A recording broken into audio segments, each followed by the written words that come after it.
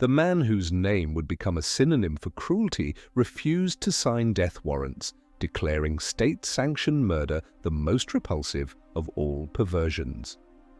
He spent nearly 30 years locked in stone cells without windows, yet it was from this darkness that he claimed to see the true, blinding nature of power.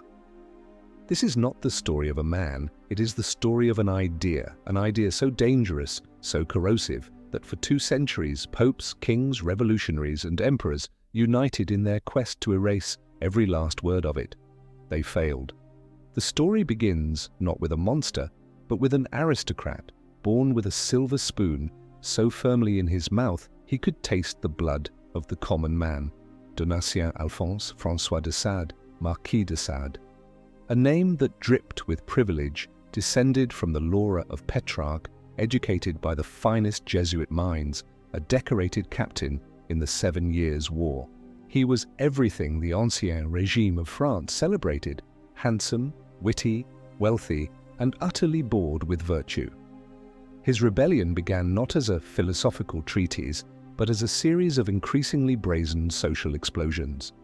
In the year 1768, the city of Paris was captivated by the affair of Rose Keller.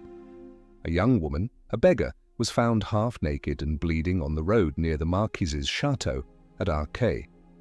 Her story was a Gothic nightmare. Lured to a secluded room, ordered to undress, tied to a bed, and whipped. She claimed the Marquis then produced a knife and a vial of hot wax, threatening tortures straight from a medieval horror story before she managed to escape. The scandal was immediate and spectacular.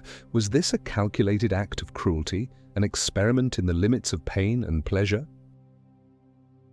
Or was it, as de Sade's defenders whispered, a paid theatrical performance gone wrong, a simple bit of libertine rough play blown out of proportion by a social climbing prostitute? The courts were inclined to believe the latter, especially after a hefty sum of money changed hands. But the stain remained. The name de Sade was now linked not just with aristocratic excess, but with something darker, more methodical.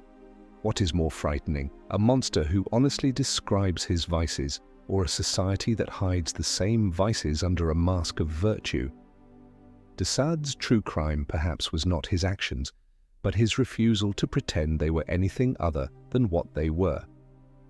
While other nobles conducted their affairs in the perfumed shadows of Versailles, de Sade seemed determined to drag the darkness into the light. He turned his life into a stage for the pathologies of his class.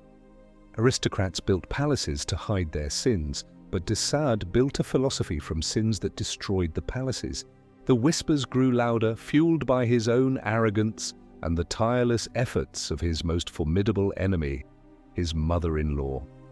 The Présidente de Montreuil, a woman of immense wealth and political power, saw her daughter's husband not as a libertine, but as a stain on her family's honor, a threat to their very existence. She would dedicate her life and fortune to seeing him caged. The Marseille affair of 1772 was the point of no return. In his chateau, the Marquis hosted an orgy with several prostitutes and his valet. He provided them with aniseed bonbons laced with a substance he believed to be an aphrodisiac, Spanish fly. The result was not arousal, but violent illness. The women, believing they had been poisoned, fled to the authorities. The story exploded across France. Poisoning was a capital offense. It was one thing to whip a beggar, it was another to poison citizens of the realm. The royal court in Aix-en-Provence sentenced the Marquis de Sade and his valet to death in absentia. They were to be beheaded, their bodies burned, their ashes scattered to the wind. But by the time the verdict was read, de Sade was already gone, having fled to Italy with his sister-in-law, who was also his lover. The chase was on, a continental manhunt orchestrated by the relentless Madame de Montreuil. He was a fugitive from the king's justice, a ghost haunting the courts of Europe. Yet he was not merely running, he was observing, writing, formulating the core of a philosophy that would shake the foundations of Western thought. He saw that power was the ultimate aphrodisiac, that the state, with its laws and executions, was the greatest sadist of all, He argued that nature itself is a theatre of perpetual destruction.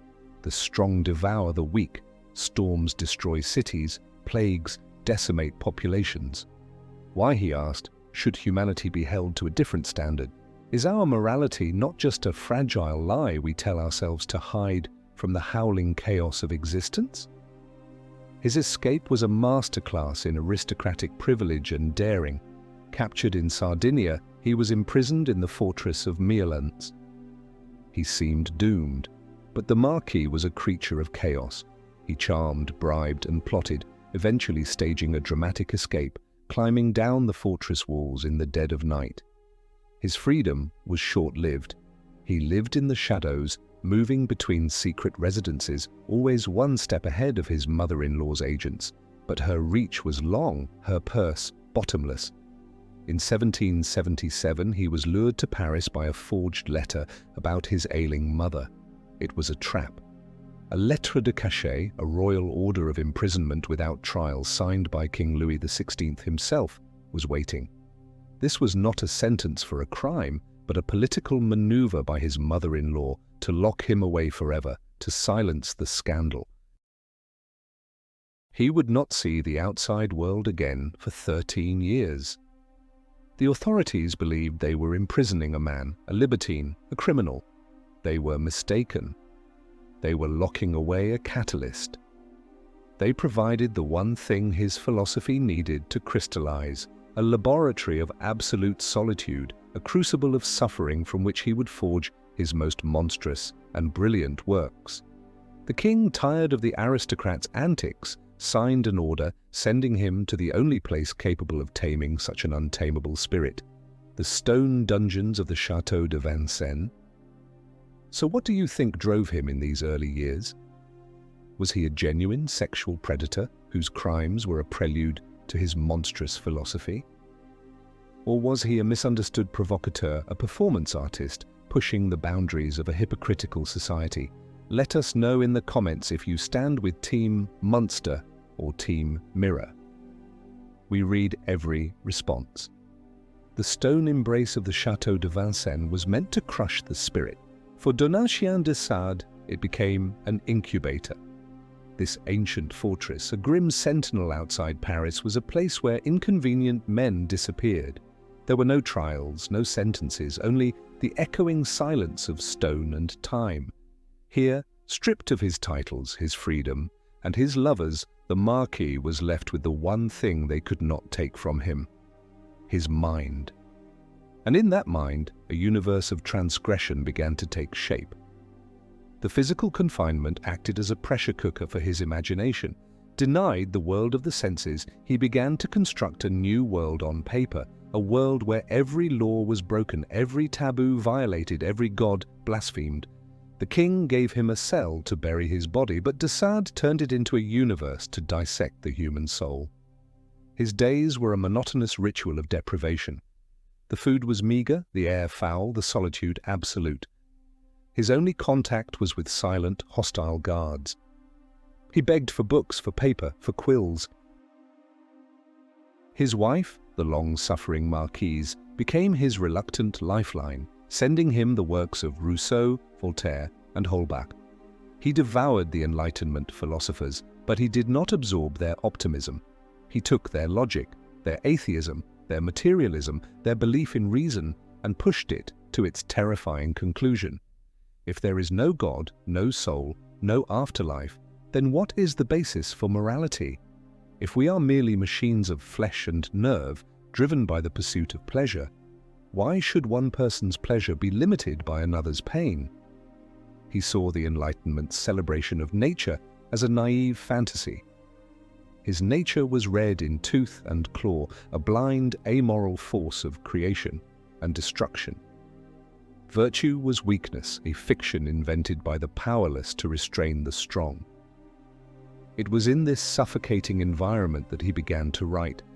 At first, it was plays, novels, letters filled with rage and despair. But then something shifted. He embarked on a project of unprecedented scale and audacity, a work that would serve as a complete catalogue of human perversion, a philosophical encyclopedia of evil. He called it the 120 Days of Sodom. For 4 years, in the deepest secrecy, he worked on his magnum opus. To avoid discovery by the guards, who regularly confiscated his papers, he devised a unique solution. He acquired tiny sheets of paper and glued them together, creating a single, continuous scroll. It was 13 meters long and only 12 centimeters wide. On this fragile ribbon, in a minuscule, cramped script, he inscribed his infernal vision. The book describes 4 powerful libertines who retreat to an inaccessible castle with 46 victims, young men and women, and 4 procuresses. Over the course of 120 days, the procuresses narrate 600 distinct perversions, which the libertines then enact upon their captives, escalating from simple debauchery to unimaginable torture, mutilation, and murder. Are you prepared to look into the abyss of human nature, knowing that the abyss might look back into you? The 120 Days of Sodom is not pornography. It is a systematic, cold, and relentlessly logical taxonomy of cruelty. It is structured like a scientific treatise, a work of demented anthropology. De Sade classifies, categorizes, and analyzes every conceivable form of human depravity. The language is not passionate, it is clinical, detached. The horror lies not in the descriptions themselves, but in the chillingly rational philosophy that underpins them. It is the ultimate argument that in a godless universe, the pursuit of absolute pleasure, which for the libertine is found in absolute power over another, is the only rational goal. The suffering of the victim is irrelevant, as they are merely objects, matter, to be used and discarded. The book is a thought experiment from hell, designed to prove that morality is a social construct, easily dismantled by a powerful will. In 1784, the Château de Vincennes was scheduled for closure. De Sade, along with other high-profile prisoners, was transferred to the most infamous prison in all of Europe, the Bastille. This towering fortress in the heart of Paris was the ultimate symbol of royal tyranny. He was allowed to bring his belongings, including his secret library and hidden manuscripts. In his new cell, number 6 in the Liberty Tower, he continued to write with feverish intensity. He completed the 120 Days of Sodom, and fearing its discovery more than anything, rolled it tightly and hid it in a crack in the stone wall of his cell. This scroll was his life's work, the culmination of his prison philosophy. It was, he believed, the most important book ever written. To lose it would be to lose his soul. The conditions in the Bastille were, in some ways, an improvement. He was allowed more books, better food, and even occasional visitors. But the psychological pressure was immense. Years of confinement had taken their toll. He suffered from paranoia, fits of rage, and failing eyesight. Yet he wrote endlessly, producing the novels Justine and Aileen and Valcourt.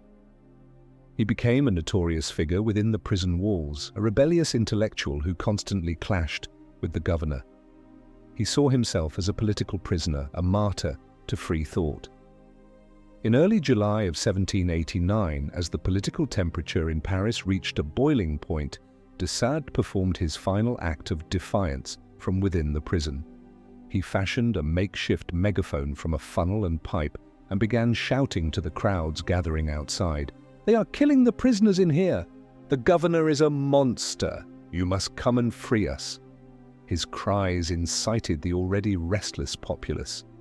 The governor, fearing de Sade would spark a full-blown riot, had him transferred in the middle of the night on July 4th.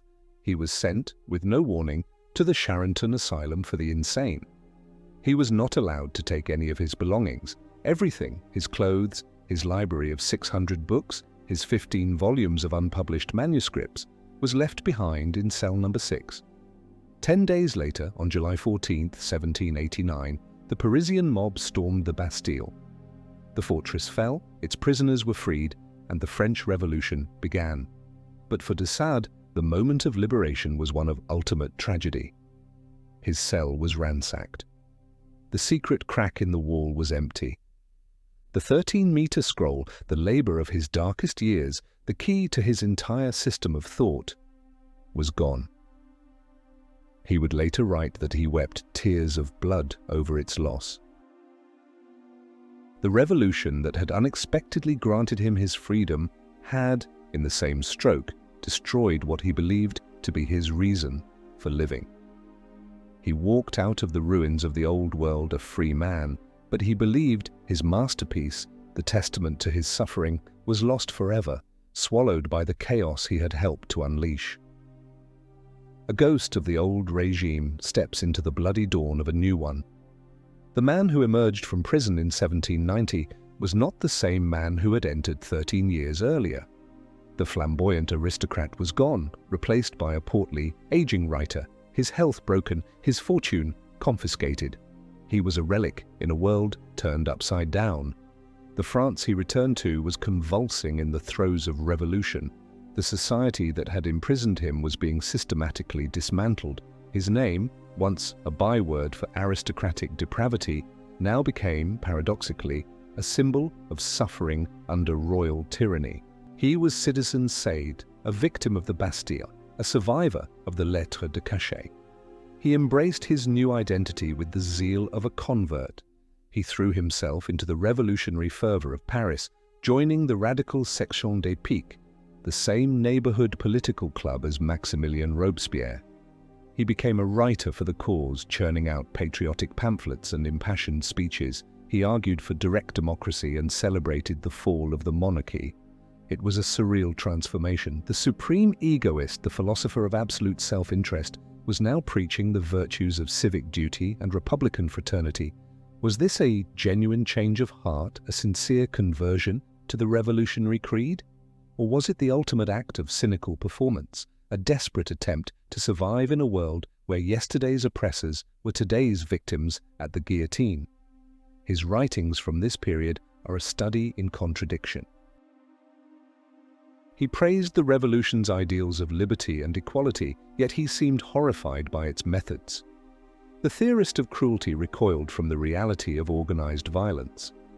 The ultimate paradox of his revolutionary career came in 1793, during the height of the Reign of Terror. Citizen Sade, the former victim of arbitrary justice, was appointed a judge in a revolutionary tribunal. The man whose name would one day define the pleasure derived from inflicting pain was now in a position to legally condemn men and women to death, and he refused. Day after day, he found legal technicalities, procedural errors, and humanitarian arguments to avoid sending anyone to the guillotine. He dragged out proceedings, hid documents, and argued for leniency. He claimed that state-sponsored murder was the ultimate hypocrisy, a crime far worse than any individual transgression because it cloaked itself in the mantle of justice. The revolution devoured its children, but it choked on the one man who had written the textbook on devouring. His most audacious act of mercy was directed at the very people who had engineered his suffering. His hated mother-in-law and her husband, the Montreuils, were arrested and slated for execution.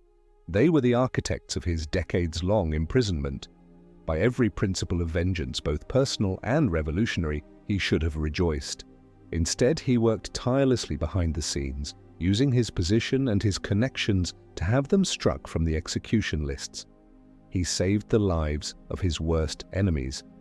This act of what can only be described as radical forgiveness is perhaps the most difficult part of the de Sade puzzle to solve.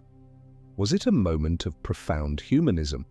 Or was it the ultimate act of sadism, denying his enemies the noble death of martyrs and forcing them to live on in shame and obligation to the man they tried to destroy? His moderation and his aristocratic background soon made him a target. The revolution was entering its most paranoid phase, and Robespierre, the incorruptible, had little patience for lenient judges with noble titles. De Sade was accused of moderatism, a crime punishable by death. He was arrested again, this time as an enemy of the Republic. He found himself in a prison filled with other aristocrats, waiting for the familiar rumble of the tumbril that would carry him to the guillotine. He had come full circle. Imprisoned by the king for being a rebel, he was now to be executed by the revolution for not being rebellious enough. His name was on the list for execution on the 9th of Thermidor, year 2 of the Republic, July 27th, 1794. But fate, it seems, has a taste for black comedy. On the morning of his scheduled execution, a bureaucratic error, a misplaced document, or a bribe to a clerk caused his name to be overlooked. He remained in his cell while his fellow prisoners were led to the scaffold. That very afternoon, the political tide turned. Robespierre was overthrown in the Thermidorian reaction. The reign of terror was over. The next day, instead of being a headless corpse, de Sade was a survivor. He had looked into the face of the guillotine and, by sheer dumb luck, had been spared. This experience of arbitrary power, of life and death hanging on the whim of a clerk, confirmed his darkest philosophical suspicions. Society, whether a monarchy or a republic, was just a machine for exercising power. The individual was always at its mercy. His brief, chaotic dance with the revolution was over. He was free again, but destitute, disillusioned, and convinced more than ever that his bleak philosophy was the only truth in a world gone mad. His liberty would prove to be another temporary state, a brief interlude before the final act of his confinement, a confinement not in a prison for criminals, but in an asylum for the insane, Charenton. Napoleon Bonaparte, the man of order, had no use for a chaotic ideologue like de Sade. The publication of Justine and its even more explicit sequel, Juliette, caused a public scandal. In 1801, Napoleon ordered de Sade's arrest. There was no trial. He was simply declared insane by police decree and committed to the Charenton asylum for the rest of his life. For a man who had spent his life blurring the line between reason and madness, Charenton was less a prison than a homecoming. It was here, in this final chapter of his life, that he would stage his most bizarre and public rebellion. The asylum was run by the progressive Abbé de Coulmiers, who believed in treating mental illness, not with chains and beatings, but with humane therapy. One of his preferred methods was psychodrama, staging theatrical productions with the patients as actors. And in the notorious Marquis de Sade, Coulmiers found the perfect director. De Sade was given extraordinary freedom. He wrote and directed plays, casting his fellow inmates in the leading roles. These were not gentle productions, they were wild Gothic melodramas filled with incest, murder, blasphemy, and madness, performed by a cast that was genuinely, clinically insane. The spectacle became the most fashionable entertainment in Napoleonic Paris. The city's elite, dukes, artists, government ministers flocked to Charenton to witness the theatre of madness. It was the ultimate voyeuristic thrill. Watching real madmen perform plays about madness, written by the most infamous madman in France. It was a perfect Sardine scenario, a place where the lines between audience and spectacle, sanity and insanity, art and reality, completely dissolved. Was this humane therapy? Ain. Or was it the ultimate exploitation? These productions were de Sade's final assault on public morality. His weapon was no longer the pen, but the stage. He turned the asylum into his personal laboratory, a space to demonstrate his core beliefs about human nature. The performances were raw, unpredictable, and often disturbing. An actor playing a raving lunatic might actually be having a psychotic episode on stage. A scene of simulated violence could bleed into real aggression. For the Parisian audiences, it was a thrilling peek into the abyss. For de Sade, it was vindication. He was showing them that the passions they kept hidden, the madness they feared, were the very essence of the human condition. He was, in effect, holding up a mirror to the sane society outside the asylum's walls and showing them their own distorted reflection. The authorities were not amused. The chief of police for the Napoleonic Empire, Joseph Fouché, was appalled. He saw the Charenton theatre as a hotbed of sedition and moral corruption. The church railed against the sodomite theatre that glorified vice and blasphemy. The pressure on the government mounted. In 1810, a new, more conservative physician was appointed to oversee de Sade. His therapeutic theatricals were severely curtailed. His access to pen and paper was restricted. The authorities were determined to silence him once and for all. They understood that his danger was not in his actions but in his ideas. Even as an old, infirm man in an asylum, his mind remained a weapon of mass destruction. In the final years of his life, the state intensified its war against his legacy. Police raided his room at Charenton, confiscating his manuscripts. His last great work, a massive 10-volume novel titled Les Journées de Florbel, The Days of Florbel, which he considered even more important than the 120 Days of Sodom, was seized. This was the final, crushing blow. He had lost his first masterpiece to the revolution. He would lose his last to the empire. He died in Charenton in 1814 at the age of 74. His last will and testament was a final act of philosophical defiance. He asked to be buried in a simple grave in a nearby wood with no tombstone. He insisted that acorns be scattered over the grave so that in time all trace of his final resting place would disappear and his memory would be effaced from the minds of men. He wished for total annihilation. The authorities ignored his request. He was buried in the cemetery at Charenton.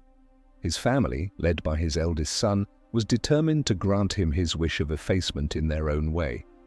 They saw his literary legacy not as a treasure, but as a curse, a stain of shame that had to be cleansed. His son obtained the confiscated manuscripts from the police, including the 10 volumes of Les Journées de Florbel. He did not read them. He built a bonfire in the courtyard of his family estate and, page by page, fed his father's final decade of work to the flames. He believed he was destroying a monster, purifying his family's name. In reality, he was initiating a new chapter in his father's story, the posthumous war for his words, a clandestine battle of preservation against destruction that would rage for the next 2 centuries. The burning of the manuscripts did not extinguish the fire, it merely scattered the embers. Was the Charenton Theatre a brilliant, progressive act of therapy that gave a voice to the voiceless? Or was it a depraved and cynical spectacle exploiting the mentally ill for the entertainment of a jaded elite? Tell us what you believe in the comments. Was it an act of profound humanity or a new form of twisted exploitation? The flames in the de Sade family courtyard were meant to be an ending, a final purification. Instead, they marked the beginning of a legend. The destruction of the Marquis's manuscripts transformed them from mere texts into forbidden artifacts, relics of a martyred saint of sin. De Sade's death did not silence him, it mythologized him. His name became a whisper in the brothels and radical salons of 19th century Paris. His surviving books, Justine, Juliet, Philosophy in the Bedroom, became contraband, secretly printed in Brussels or Amsterdam, smuggled across borders, and sold for exorbitant prices in plain brown wrappers.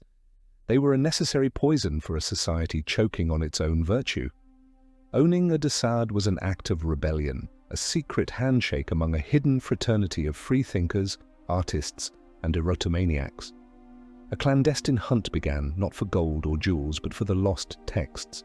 Bibliophiles and scholars searched for any surviving pages, any letters, any fragment that had escaped the family's purge. The greatest prize, the holy grail of this underground cult, was the 120 Days of Sodom. It was considered lost forever, a ghost story, a book that existed only in the author's pained memory. For nearly a century, its fate remained a mystery.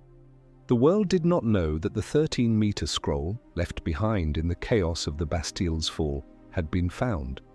It was picked up from the floor of de Sade's cell by a citizen named Arnoux de Saint-Maximin, who later sold it to the Villeneuve-Trans family.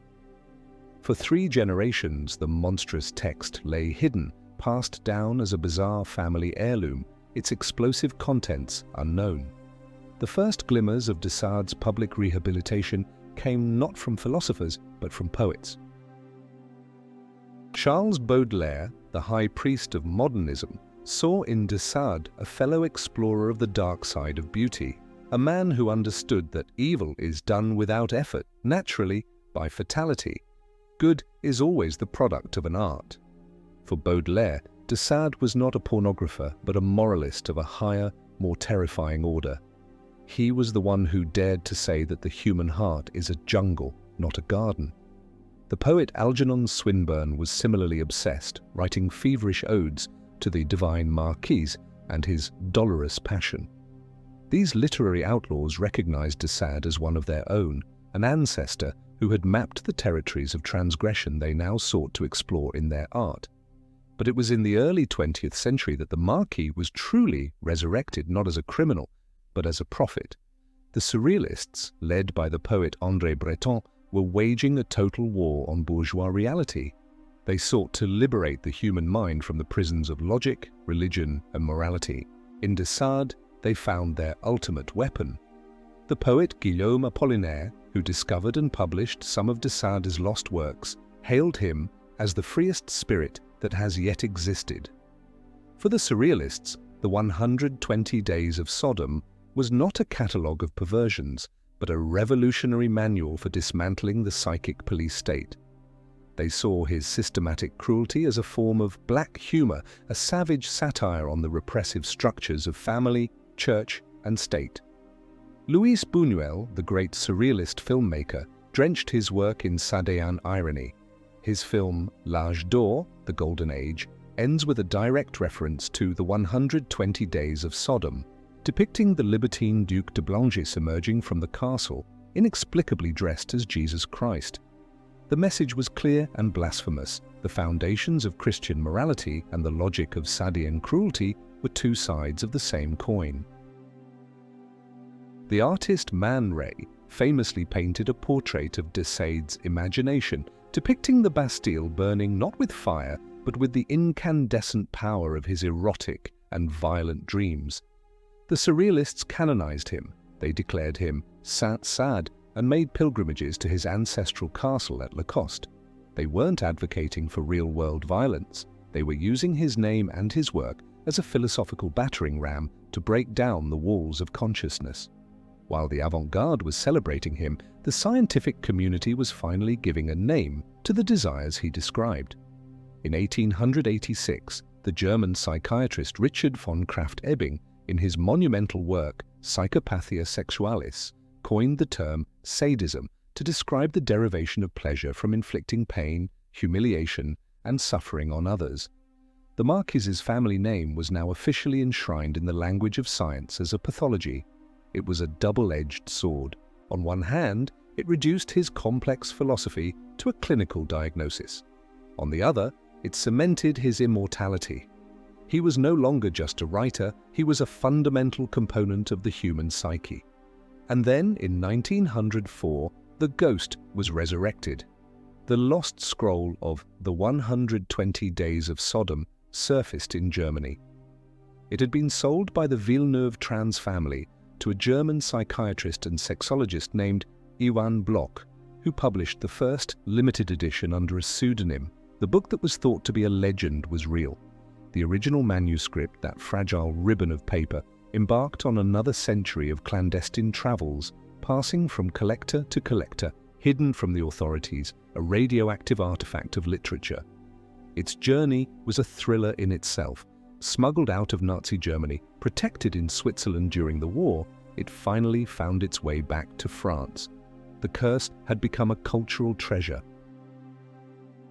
The war for de Sade's words was entering a new, more public phase, one that would be fought not in secret archives, but in the lecture halls of the world's most prestigious universities.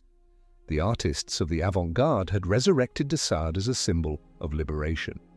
But it was in the ashes of the Second World War that his work was subjected to its most intense and disturbing analysis. The horrors of the Holocaust, the systematic, industrialized slaughter of millions, raised a terrible question that haunted the conscience of Europe. How was this possible? In the search for an answer, a generation of French intellectuals turned back to the one writer who had dared to philosophize from within the abyss. They began to read de Sade not as a pornographer or a surrealist icon, but as a terrifying prophet of the modern condition, a man who had dissected the anatomy of totalitarianism 150 years before its arrival. To ignore him was to turn a blind eye to the dark side of human nature, a luxury Europe could no longer afford.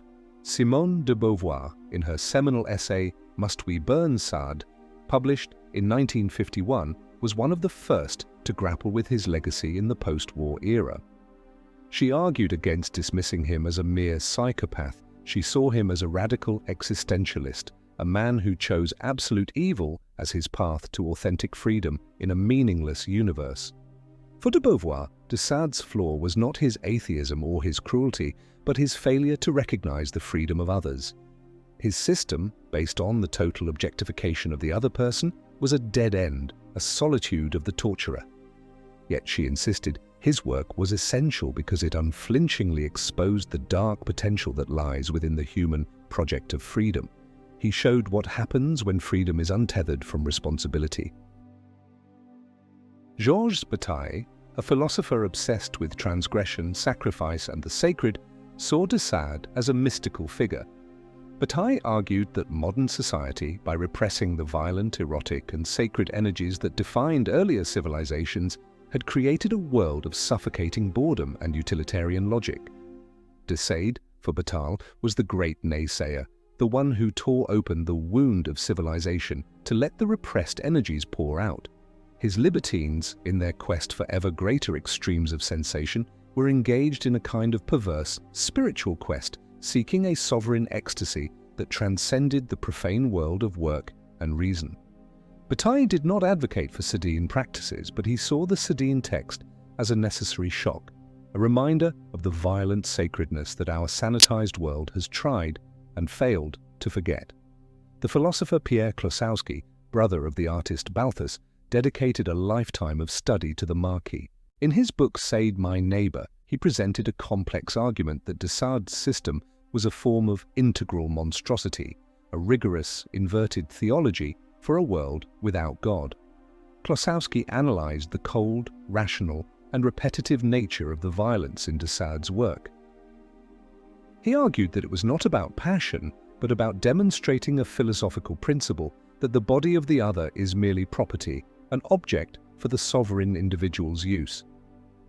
The endless catalogues of torture were a kind of monstrous catechism designed to annihilate the very idea of the human soul. Is de Sade a pervert or a prophet who predicted Auschwitz? This question, once unthinkable, now echoed through the corridors of the Sorbonne. Perhaps the most influential readings came from the generation of postmodern thinkers who followed. Michel Foucault, in his History of Sexuality, saw de Sade as a pivotal figure, standing at the threshold of modernity. For Foucault, de Sade's work represented the moment when sex, power, and knowledge became inextricably intertwined.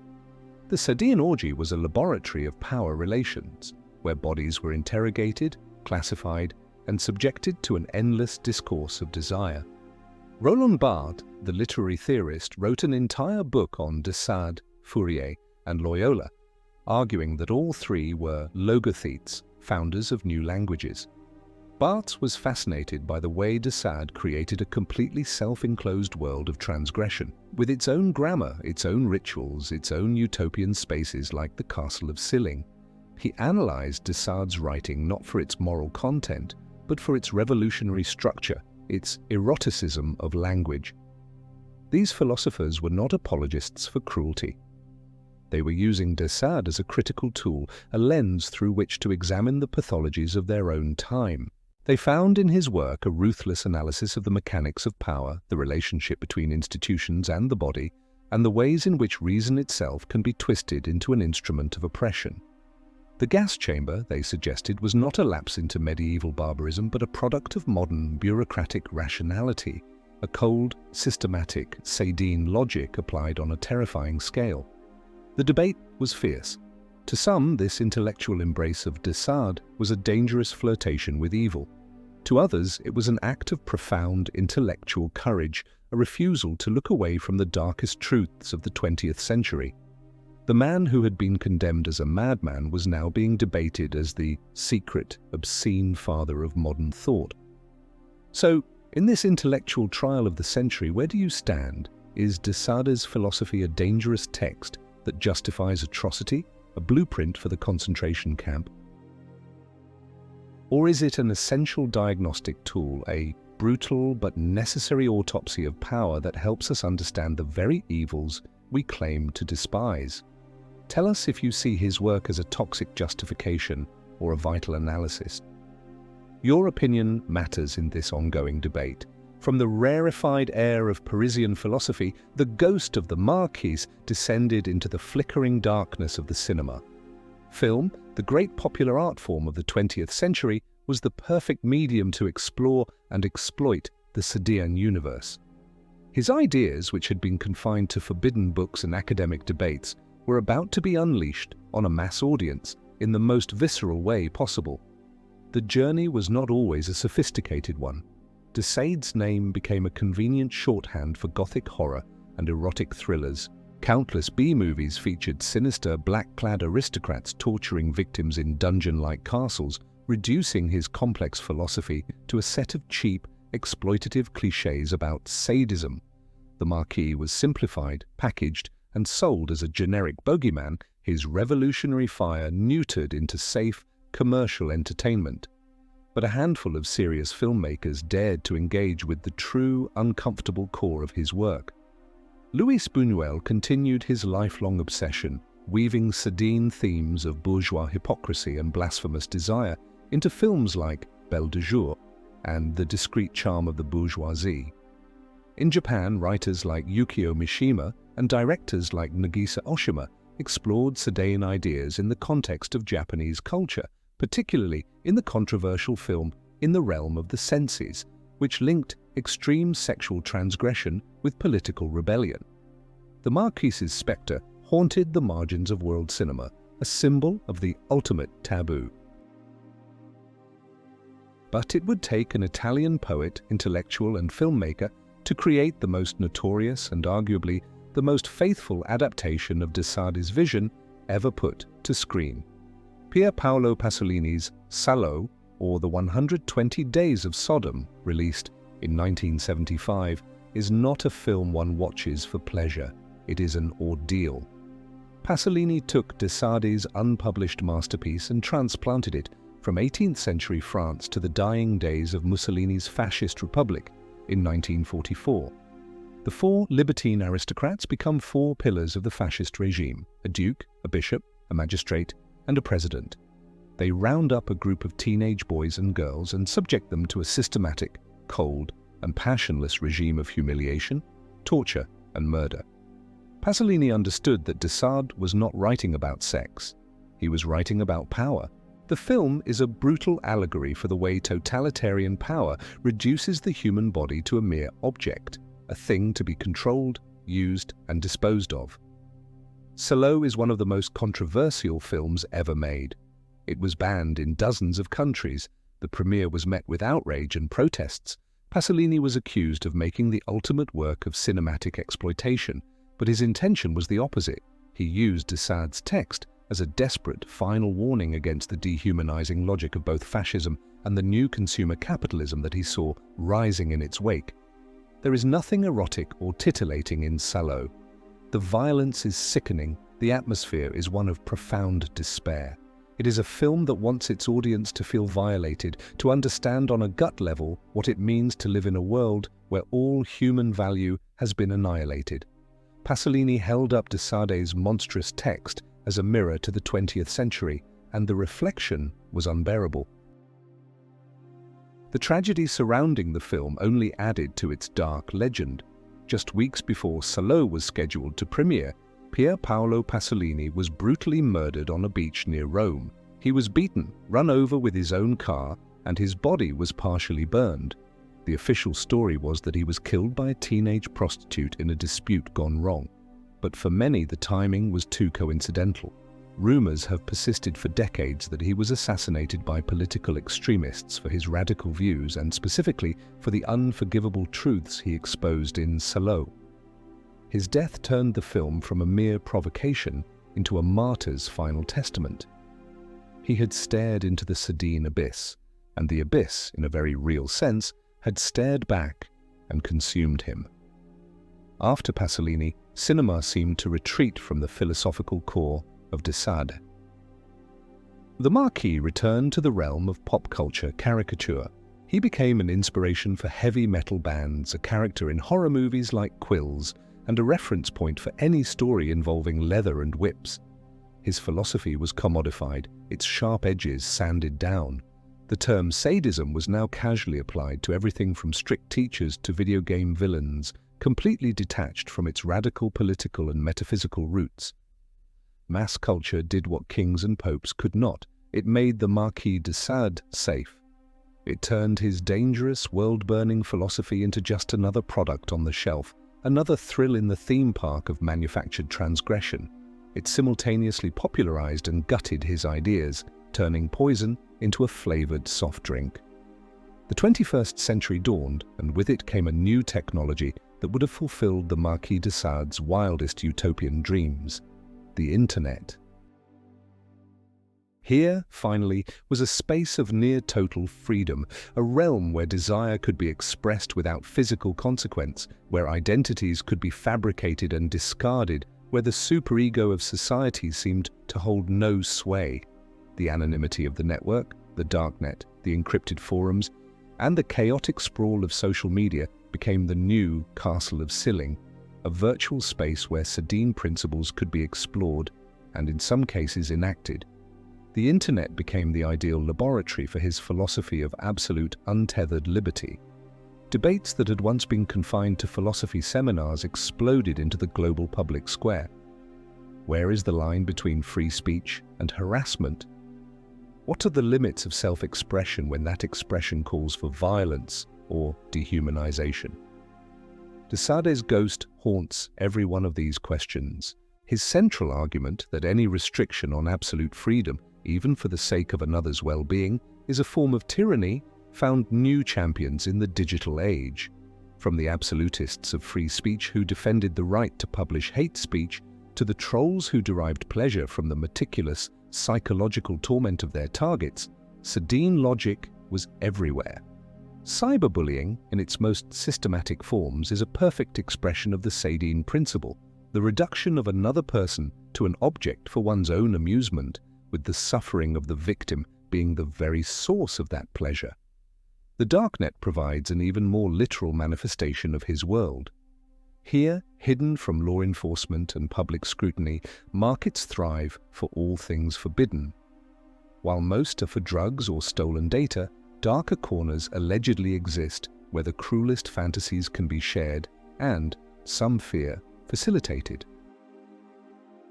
The Sadine catalogue of perversions, once a shocking work of speculative fiction, now reads like a potential table of contents for some hidden corner of the web. This is not to say that the Internet created these desires, but it provided a platform for their expression and congregation on an unprecedented scale. Is the Internet the utopia of freedom that de Sade dreamed of, or is it the digital hell that he predicted would result from that freedom? The answer, it seems, is both. His ideas also found a strange echo in the logic of late-stage capitalism and digital marketing. The way corporations track our every click, analyze our desires, and manipulate our behavior to maximize profit is a kind of cold, passionless, systematic control that the libertines of Silling would have admired.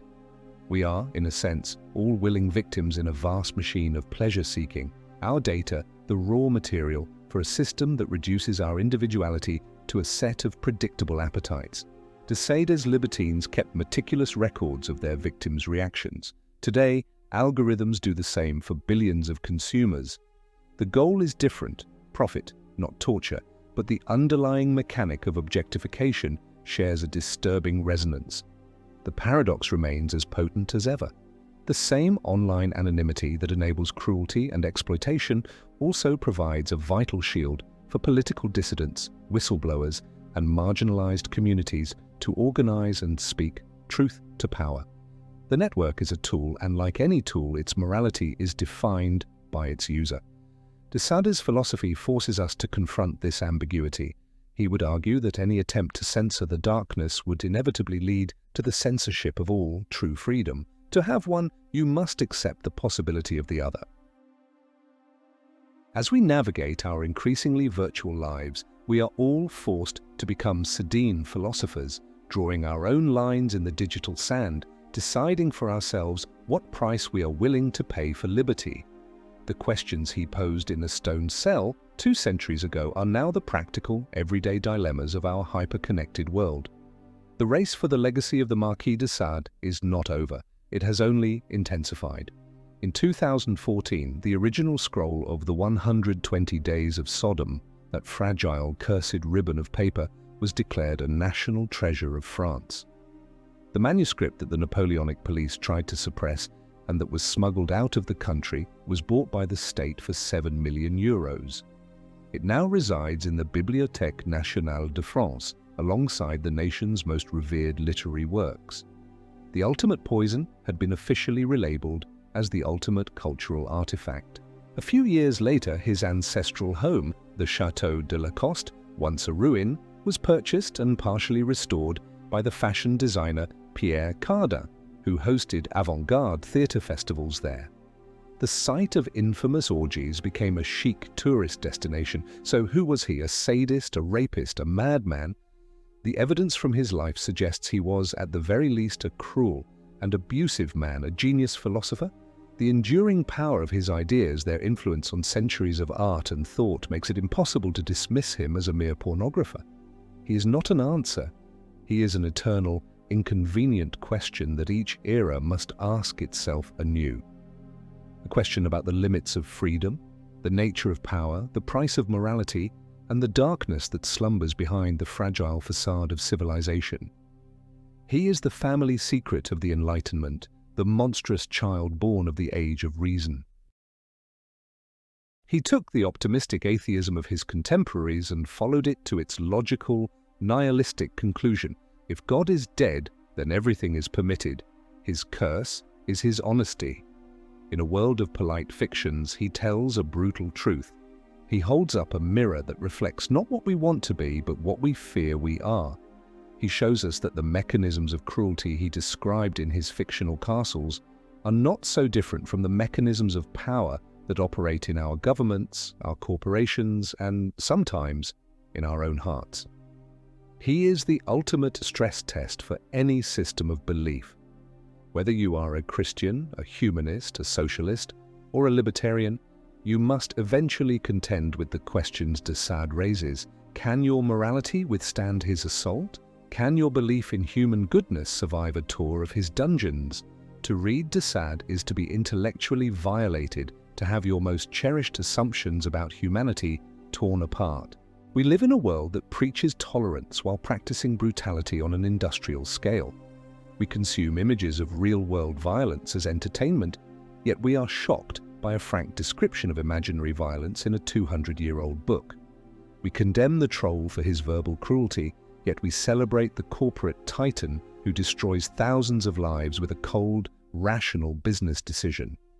This hypocrisy is the soil in which de Sade's philosophy will always find root. His shadow continues to haunt us because we have not yet solved the problems he identified. As long as there is power, there will be its abuse. As long as there is desire, there will be transgression. As long as there is a line drawn between good and evil, there will be those who find pleasure in erasing it. The verdict on Donatien Alphonse François de Sade can never be rendered because he is not the one on trial. We are. His books are not a prescription for how to live, but a diagnosis of a sickness that lies deep within the human condition. He offers no comfort, no hope, no redemption. He offers only a look into the abyss. What we do with that knowledge, whether it destroys us or forces us to build a more conscious and resilient morality, is up to us. So, as we confront the complexities of our own turbulent era, who serves as a better guide to understanding the human soul in its entirety? The comforting moralist who offers us ideals but perhaps hides us from the inconvenient truths about our nature? Or the ruthless analyst who forces us to look at the worst parts of ourselves so that we might, just might, overcome them? The choice is yours. Leave your answer in the comments below, for in that decision lies the shadow of our future.